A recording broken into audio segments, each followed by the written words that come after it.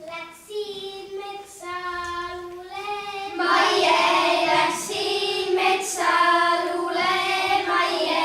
Luule, Maie, laule, Maie. Luule, Maie, laule, Maie.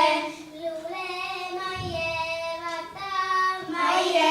Luule, Maie, vaata, Maie. Metsa ilu, vaata, Maie. Jaa, ilgelt. Jaa, täiega.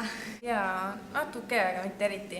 Ma olen enne käinud siukest teel. maja on August Mälgu elu ja töökoht ja need seinad ja need ruumid õhkavad August Mälgu hinge ja on täitunud tema auraga, eriti täna.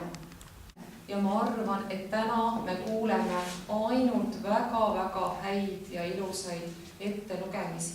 Edu teile selleks. Ja sellega ma tahan täna avada August Mälgu 110. sünniaastapäevale pühendatud ettelugemispäeva. Edu kõigile! See oli kuningupäeval, kui nad jälle läksid vanaõue väravast mööda. Neil polnud kive kaasas. Kähku vaadati ringi, mida nüüd saada kätte viskamiseks.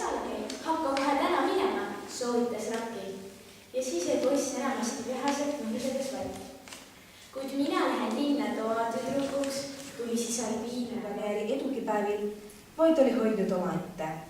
Rahutu tuli tumedates silmades ning pool niutatud tummalt ettepoole, tihti toetanud käele.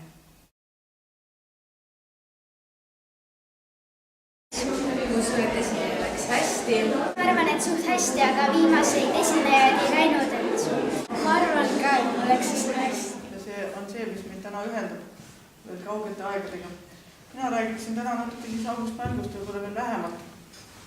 Kui mina teie vanune olin, ma ei teadnud August Mälgust mitte midagi. Meeldis see, kui lisaks sellele, et sa olid tekstis kinni, sa suutsid suhelda ka žürii ja ülejäänud publikuga, kes saalis oli. See oli nii südant soojendav, kui mõni suutis pilguga üles korra tõsta. Aga hästi armsad olite kõik.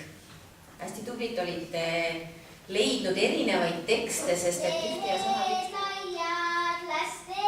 vastu